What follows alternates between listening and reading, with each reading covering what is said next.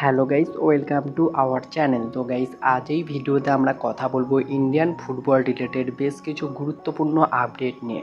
Mohun Bagan east বেঙ্গলকে নিয়ে update দেওয়া রয়েছে, পাশাপাশি আইএসএলের অন্যান্য কিছু ক্লাবের আপডেট রয়েছে, ইন্ডিয়ান সুপার লিগকে নিয়েও একটা গুরুত্বপূর্ণ আপডেট রয়েছে। সব কিছু বিস্তারিত জানাবো আজকের এই ভিডিওতে।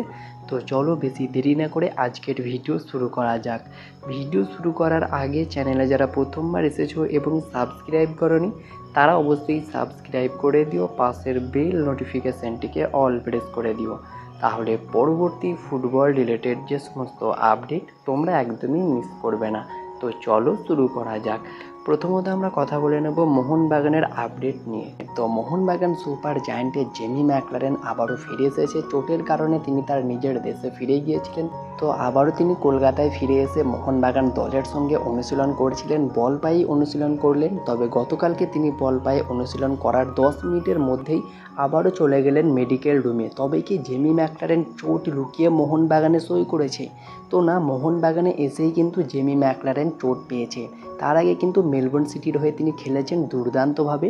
মোহনবাগানে এসেই কিন্তু অনুশীলনেই তিনি চোট পেয়েছেন, আর সেই চোটটাই কিন্তু ধীরে ধীরে গুরুতর হয়ে উঠেছে, যার ফলে কিন্তু এখনও পর্যন্ত ম্যাকলারেনকে নিয়ে একটু চিন্তায় থাকছে কোচ হোসে মলিনা। গতকালকে বল পায়ে অনুশীলন করার পরেই তাকে কিন্তু মেডিকেল রুমে যেতে দেখা যায়, এবং জেমি হয়তো পুরোপুরি ফিট নয় এখনও পর্যন্ত, যার ফলে তাকে কিন্তু বেশি চাপ দেওয়া হচ্ছে না আইএসএল ম্যাচের আগেই। তাকে কিন্তু বল পায়ে অনুশীলন করার সাথে সাথেই ফিজিক্যালি ফিট রাখার জন্য মেডিকেল টিমের সঙ্গেও কাজ করাচ্ছে। তো জেমি ম্যাকলারেন কিন্তু খুব দ্রুত সুস্থ হয়ে উঠবে এমনটাই আমরা আশা করছি, আর আইএসএলের প্রথম ম্যাচেই তাকে আমরা সম্ভবত অ্যাভেলেবেল দেখতে পারি। পাশাপাশি স্প্যানিশ ডিফেন্ডার আলবার্তো রড্রিগেজ, তারও কিন্তু চোট ছিল, শোনা যাচ্ছিল আইএসএলের প্রথম ম্যাচেই তিনি অনিশ্চিত থাকতে পারে। তবে দলের সঙ্গে তিনি কিন্তু রিহ্যাব শুরু করে দিয়েছেন, অনুশীলনও করবেন খুব দ্রুত।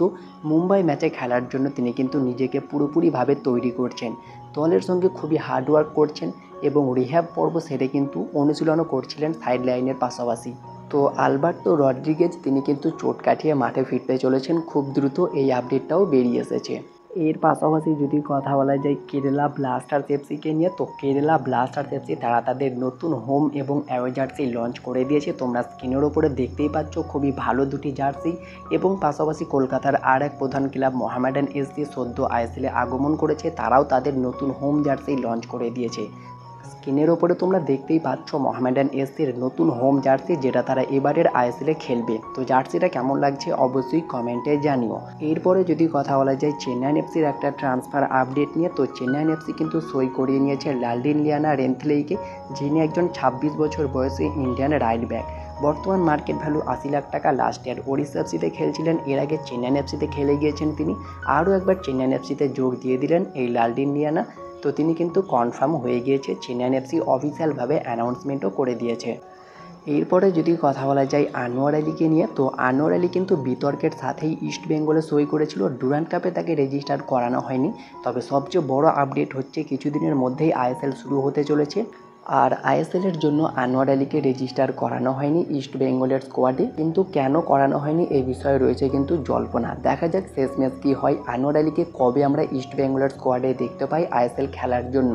তবে এখনও পর্যন্ত যেমনটা আপডেট রয়েছে, আনোয়ার আলীকে কিন্তু ইস্ট বেঙ্গল রেজিস্টার করায়নি আইএসএলের জন্য।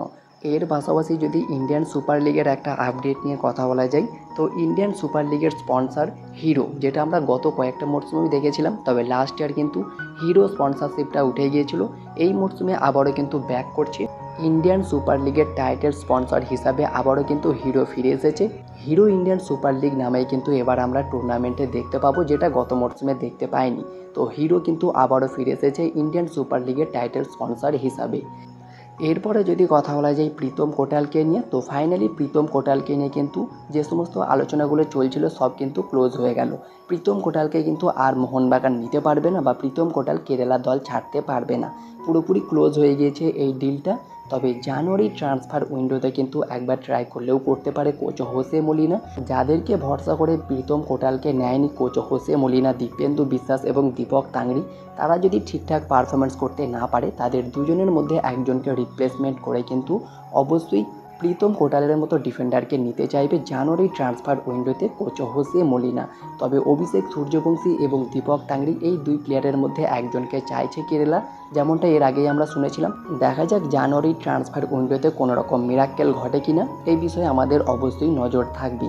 তবে প্রীতম কোটালকে নেওয়ার জন্য ট্রাই করতে পারে জানুয়ারি ট্রান্সফার উইন্ডোতে মোহনবাগান, যেমনটা আশা করা যাচ্ছে। তো তোমাদের কি মনে হয়, প্রীতম কোটালকে কি মোহনবাগানের একান্তই নেওয়া দরকার? অবশ্যই কমেন্টে জানিও। তো এই ছিল আজকের ভিডিওটি ভালো লাগলে লাইক শেয়ার কমেন্ট অবশ্যই করে দিও। আমাদের চ্যানেলে প্রথমবার এসে থাকলে সাবস্ক্রাইব করে পাশের বেল নোটিফিকেশানটিকে অল প্রেস করে দিও, তাহলে পরবর্তী ফুটবল রিলেটেড যে সমস্ত আপডেট তোমরা একদমই মিস করবে না। তো দেখা হচ্ছে পরবর্তী কোনো ভিডিওতে। Bye bye, have a good day.